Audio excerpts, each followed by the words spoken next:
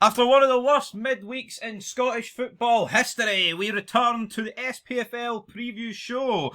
And to be honest, folks, I'd love to sit here and say that things are going to get great for my team, but I actually expect things to get worse for Rangers. Welcome back to Fog Football. I don't know about you, Jambo Bear. Your team wasn't in action midweek, but it wasn't good for the coefficient. But what do you expect this weekend? Great things, because I'm expecting Russell Martin's arse to fold in Paisley. That's what I'm expecting. Well, considering my team's not in Europe, it's automatically a bad midweek, isn't it? Right, that's true. You look at it from that perspective, but yeah, very disappointed. That is now 7 games in European football for Scottish teams without a win. That's unacceptable. And yeah, maybe some of the opposition has been, slightly better. They're later rounds now, but 7 games without a win for Scotland. That's just not good enough. With Aberdeen at home against a 10-man Steaua Bucharest, with Hibernian at home against Legia Warsaw, you'd Celtic at home against a team that basically spend hee-haw on players. There's been Rangers were at home as well. Alright, against the best of the lot, Club Brugge, but and then last week as well, disappointing. Dundee United 2-0 up at home, ended up going out, not being able to hold on. Last 7 games in Europe, been extremely disappointed. But, you know what, we're back to domestic stuff. I'm looking forward to it. I think there's a lot to talk about. I'm looking forward to seeing how Dundee actually got on this weekend, because a lot of people had them down and out, giving them fucking no chance. They got that draw against Rangers. And I think maybe we'll get a bigger look into them this week, and we might actually see whether or not Rangers are just absolutely garbage, or if Stephen Presley maybe deserves a chance and he can perhaps do something with Dundee this season. We've got Hearts still top of the table. Hopefully we can stay that way at the end after a win against Motherwell. And we've got Livingston going to Celtic Park to hopefully cause an upset. Celtic also have that game in Kakistan on the Wednesday, or is it the Tuesday, I believe it is. Tuesday. So, yeah, listen, could we see a weakened team against Livingston perhaps? Should be a good weekend of football. It should be. Big weekend for Scott Brown as well. I think he needs a win. I think the worrying thing is for me is I've actually seen more progression from Stephen Presley's Dundee than I have from Russell Martin's Rangers. From where they were in the first game of the season to now, they've got better.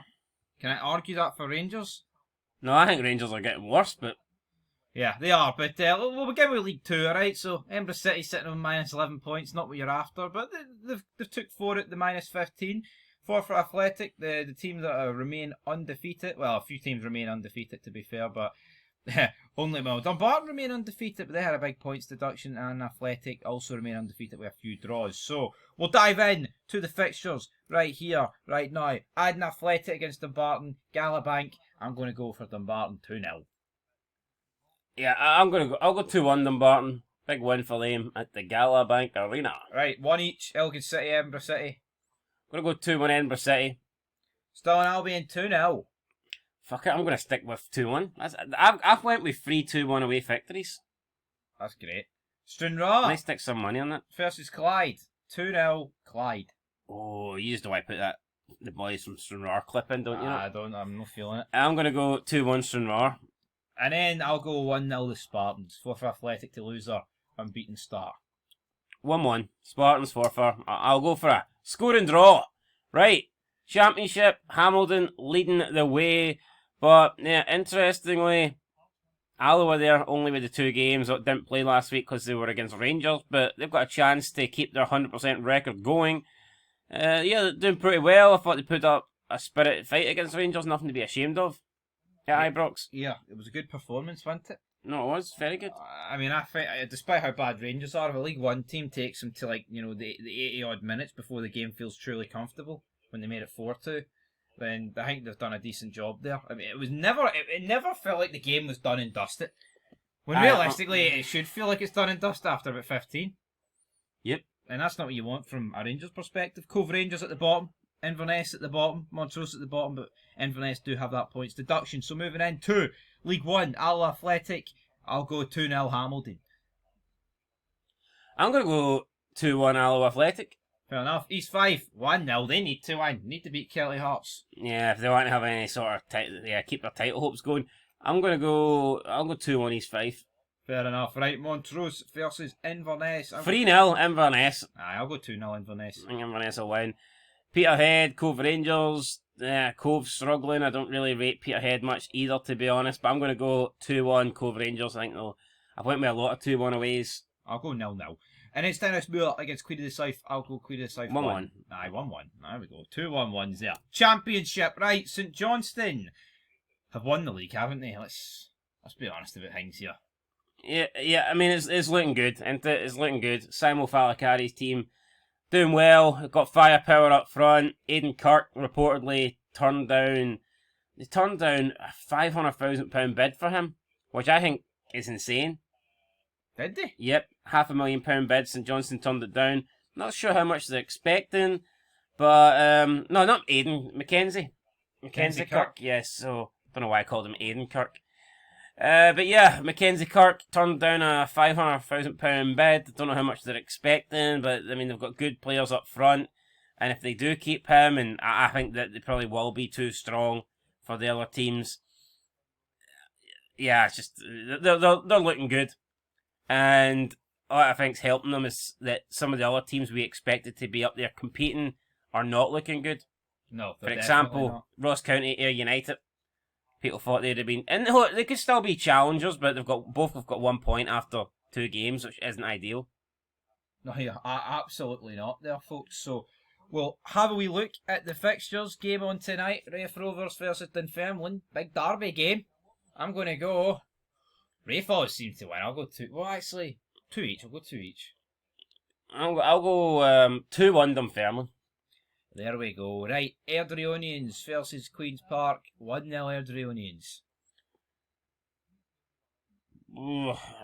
I'm gonna go 3-1 Airdrieonians. Rhys McCabe walking away. Maybe Airdrie way? I don't know if it's the Airdrie way, but maybe that'll might give a boost to some of the Airdrie players. So I'm gonna go 3-1 Airdrieonians. Right, Greenock Morton versus Ayr United up next. I'm going to go... Both teams kind of need a win here. Yeah, sad to hear about Dougie Emery's child that unfortunately passed away. So, yeah, rest in peace. Really bad news. I'm not sure if he's going to be back for this game or whether it's still going to be Billy Davis that's in charge. But either way, really sad news for Dougie Emery. And I've got a feeling Ayer's going to win this one. I'm going to go 2-1 Ayr. Yeah, really sad news. Rest in peace. I'll go with 2 each. I think both teams need to win, but it'll end in a draw. Speaking of 2 teams that need a win, Ross County, Partick Thistle. I mean, I don't know who needs it more. I feel like Mark Wilson might need it more, but they did get through in the cup. So I'll go 2-1 Ross County. Well, Ross County need it more because they're expected to challenge for the title. I feel like Partick Thistle fans would be happy enough with a playoff spot coming into the season. Yeah. If you offered Ross County fans a playoff spot at the start of the season, they ain't taking it. So true. I'm going to go 3-2. Right, and Ross then County. St Johnstone Arbroath. Tell you what, this is a slam dunker, man. I know we're not. Well, it's first versus second, so I know, but is it really a slam dunker? We'll have to wait and see. But I'm going to go 4-0 St Johnstone. You're sounding like Hugh Evans. Full of shite, to be honest. Hugh Evans is on crack. He says Rangers Dundee was a gimme. He also said if he was to pick a side for Glasgow to win right now, he'd pick Rangers. He did say that a couple of weeks ago, to be fair. It was after the Pilsen game. The 3-0. Anyway, I'm going 4-0. I'm going to go 2-0 St Johnstone. Right, you ready? You ready? Top of the table, look at that. Absolutely fantastic. Where else would you get it? Scottish Premiership, baby. That's where you get it. That's what it's all about. Aberdeen leading the Aberdeen leading the way and being a failure. Aberdeen leading the way to the Championship. That's the only thing they're leading. Anyway, Hearts scored a goal, Aberdeen. Fucking abysmal.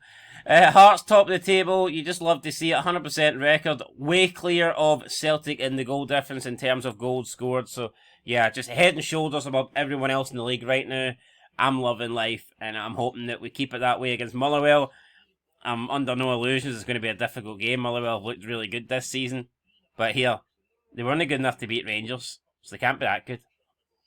True, but I think Motherwell looked alright. I mean, there's a lot of games postponed. Hibs is postponed. Dundee United's postponed against Aberdeen, so a lot of these teams will not be moving. So let's just get into it then. So if you're struggling, you want to play your games. I just do not I get why Aberdeen have postponed it, but at the same time, by the next time they play a match, they could be like cut adrift. Not cut adrift, like, but they were last going into this match day. That they're going to be last no matter what going into the next match day. They probably would have been last if they played it though, so I'll say that. True, but you want to get your first win on the board as soon as possible. True, and it's also robbed us at a 5:30 kickoff on telly between Falkirk and Hibs. Would have liked to have reviewed it, but not anymore. Yeah, I mean that kind of sucks, but well, I tell you what, Falkirk Aberdeen next week's going to be an important game. It is going to be. Falkirk lose that, they're only going to have 1 point. Aberdeen lose it, and they're still without nothing. So Yeehaw! But anyway, speaking of yeehaw, it's Davy Martindale taking his army to Celtic Park, and I tell you what, man, Carat, they frustrated Celtic. Who's the king of frustration? It's Davy Martindale, right? When he's taking time out of fixing tellies, I think he's going to fix Brendan Rodgers a P45, and I think he's going to lay the smack down here.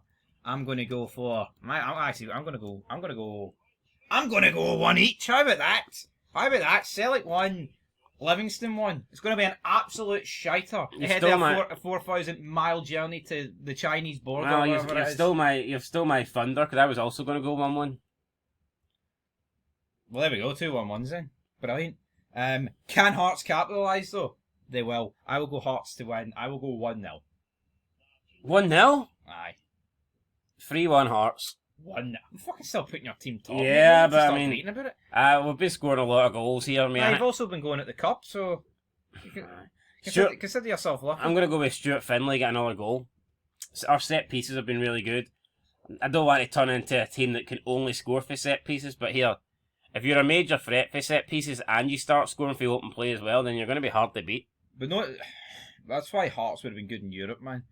Focusing on the set pieces and corners. Because look at Arsenal. Arsenal literally spent like $1 million on Brentford's set piece coach, and look how many corners Arsenal score.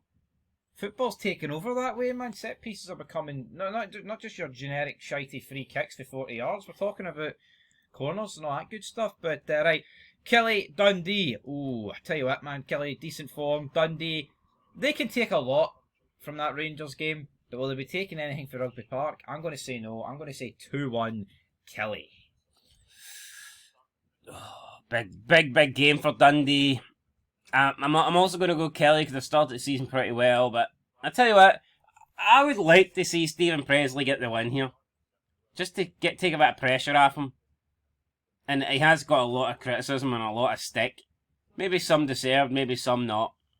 But I'd like to see Dundee. But I tell you what, see if Kilmarnock turn up and they blow Dundee away. That does not look good for Rangers. Of course it doesn't, no. It would look brutal for Rangers. But either or, man. Put it this way, I don't think Russell Martin's going to be too concerned about what Dundee do at Rugby Park, because moving on to St Mirren Rangers, I'm going 2-1 St Mirren.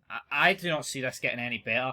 The guy in his presser today is talking about how he's saying like fans are making fun of his hair and the fact he's like a vegan, the way he dresses, the fact he doesn't wear the brown brogues, he doesn't wear a suit, and he's like speaking about internet trolls. This is the same guy like 2 months ago says he doesn't go on the internet. So what is it, Russell? Do you go on it or you don't? There's one thing you don't go on, mate, and it's fucking winning streaks. No, this guy's a loser, man. Get him out of the club. It's sack the board from the East End, and from Govan, it sacked the fucking manager. It's tragic. It's tragic, man, because there's a real opportunity to strike from a Rangers point of view. Celtic fans aren't happy, and how much more of a meltdown would it be from the east side of Glasgow if Rangers were sitting on 6 points and actually looking good? Yeah, we've seen the way Celtic fans have reacted to their start to the season. Almost like it's a disaster, and yet they've still got 6 points out of 6. Imagine if it was spun the other way. Could you imagine if Rangers had 6 points out of 6, Celtic were sitting on 2 points, and they drew against Carrout, and they hadn't signed any new players? The meltdown would have been it. I mean, it would be nuclear. See the heat. Would have melted Chernobyl, but I'm going 2-1 St Mirren. Why? Because we can't win, home or away. We're shite. Doesn't matter what Martin does, and St Mirren haven't scored a goal this season. And I think most of us would accept that St Mirren, out of Motherwell, Dundee and themselves, they're the best team. And look at last year. I don't think we beat them once. Yeah, well, I know St Mirren beat Rangers back to back, so there was definitely that. And there Listen, was a draw. They drew as well. St Mirren not had the greatest start to the season, but I mean, there were moments away from drawing against Celtic, and they got a draw against a good-looking Motherwell team. Rangers will gift them goals. Plus they just knocked Hearts out the cup. So, I mean, in terms of results, it's not great, but it's probably not as bad as the results would suggest. To be fair, I do think St Mirren will win this. I'm going to go 3-2 St Mirren. 3-2. Well, I'm going 2-1. Rangers will give up chances. They're brutal going forward. That's a recipe for a defeat. As for Rangers, I mean, let's talk about it quickly. So, St Mirren, Club Brugge, Celtic, and then Hearts and Hibs at home. What do you see at the next 5 games? Does Russell Martin survive the next 5 games? The only way I think he survives is if his compensation package is like hefty and they don't want to pay it out. But either way, unless the form and results massively change, I don't see how he can stay. Who's lasting longer, the Celtic board or Russell Martin? Oh, fucking Celtic board. They'll be. I mean, they're the other ones that make the decision at the end of the day. Russell Martin, if Rangers want him gone, he's gone. He said after the Bruges game, he basically said, "What can I can't impact the game from the touchline." Well, why the fuck you the manager then? Exactly, man. Honestly, I give up with the guy. Anyway, folks, yeah. I feel like the excuses are. I mean, he's sounding like Clement more and more. No, but he At least Clement never said that though. Holy shit! He turned around and said Clement that. would just go, "Aye, look, XG, shots, corners, we should have won." But Possession. He turned around and said that. Then was like, they didn't follow the game plan. But at the start of the second half, they followed the game plan. So wait, in the second half, you can take the credit, but in the first half, there's nothing to do with him. It's just a bit weird. But I don't think he was really taking credit for the second half. He basically says from the team talk he does pre-match to the end of the game, I just stand at the sidelines. And he's getting paid all that money. I mean, if you're trying to tell me that a manager can't change the game for the sidelines, then what's the fucking point of you being a manager then? Of course, you can change the game for the sidelines. Formations, tactics, subs, you name it. This guy's out of his depth, and he'll be sacked soon, guys. Anyway, till next time. Peace.